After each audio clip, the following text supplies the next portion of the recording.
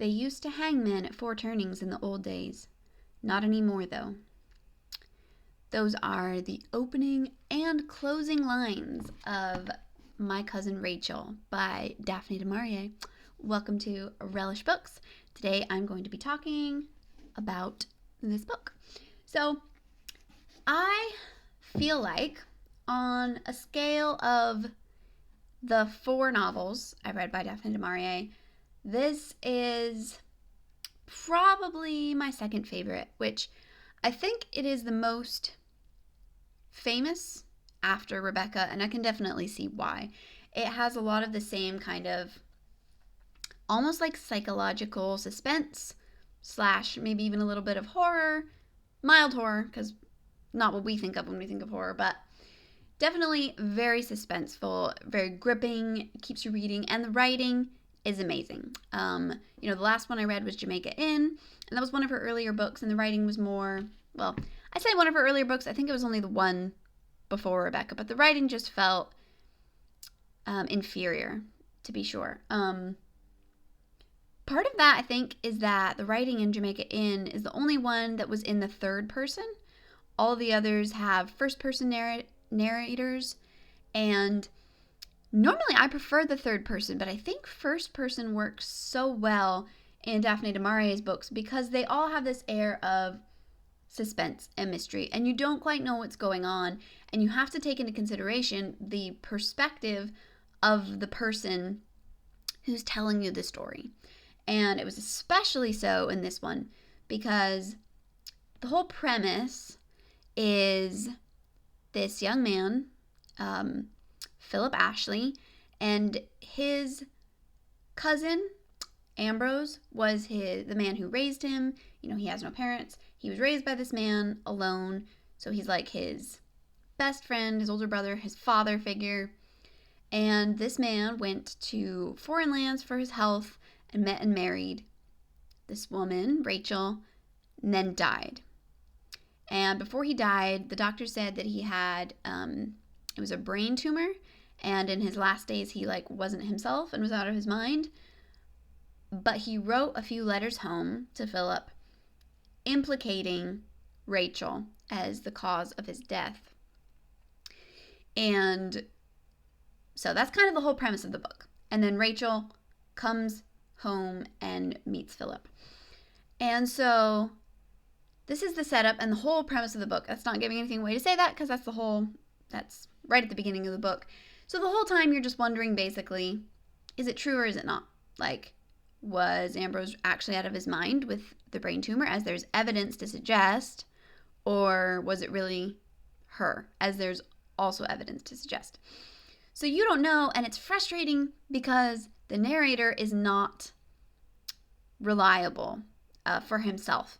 He is completely emotional and illogical and goes to one extreme or the other, because at first he didn't listen to any logic otherwise, and he just hated Rachel and blamed her. When he, got the letters, was completely convinced she was responsible for his death, despite what anyone said to the contrary.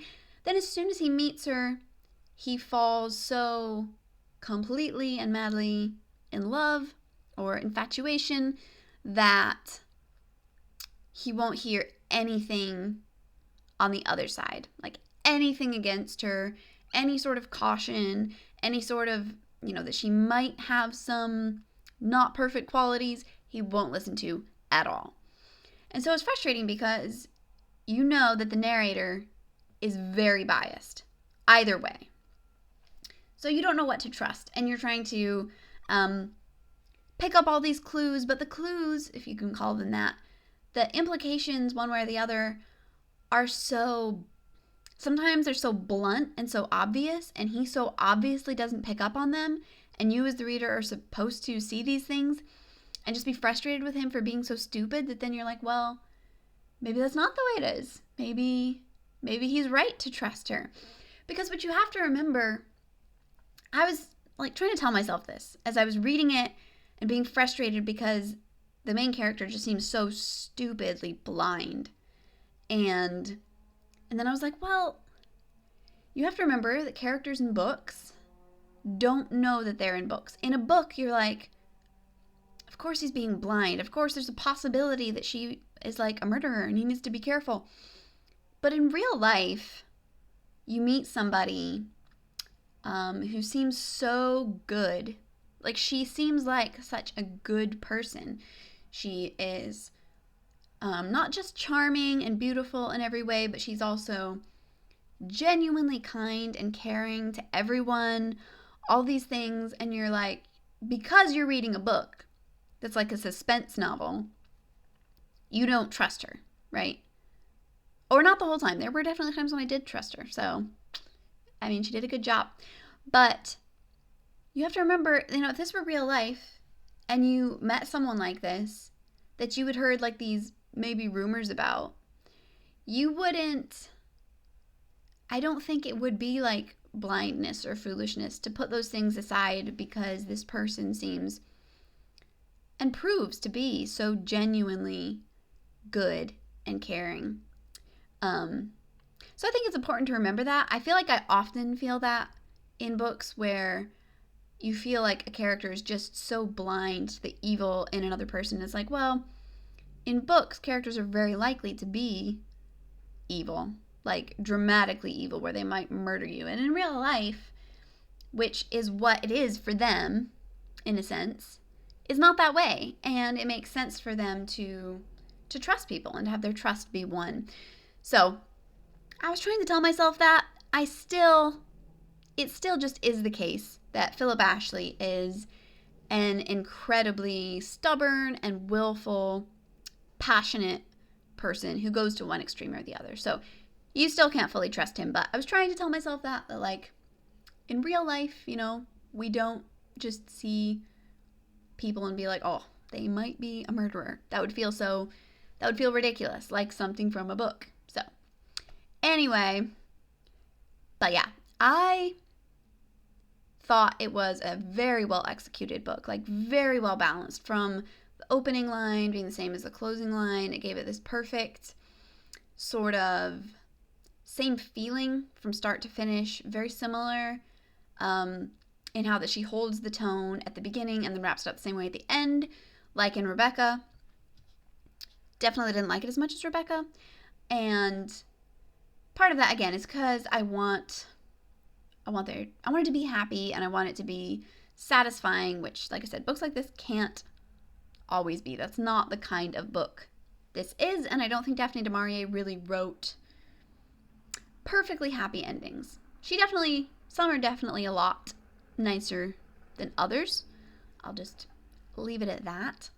But yeah, if you like good writing, if you like suspense and trying to make up your mind about people, trying to figure things out, this is definitely a good one, an enjoyable read. Yeah, and the characters, even though they aren't maybe super likable, they're interesting enough that it kept me going. In Jamaica Inn, I kept going because it was like extra dramatic, like melodramatic, but I really didn't like anybody, and that kind of hurt the story. And The House on the Strand, it really hurt the story because I couldn't stand the main character, and it also just wasn't as interesting. So this one works better in that it's like maybe you don't really like them, but it's interesting enough, and I didn't hate anybody.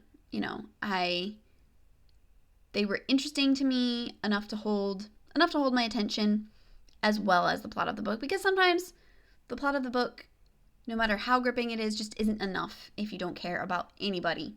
But yeah, I guess I liked the people well enough that it worked for me. But at the same time, in books like this, sometimes it can be nice, I guess, if you don't love the characters, because then, no matter how things go, maybe you're not too brokenhearted. But honestly, I would rather love characters and be brokenhearted than to just be indifferent. I think most readers would probably agree. But anyway, those are my thoughts on My Cousin Rachel.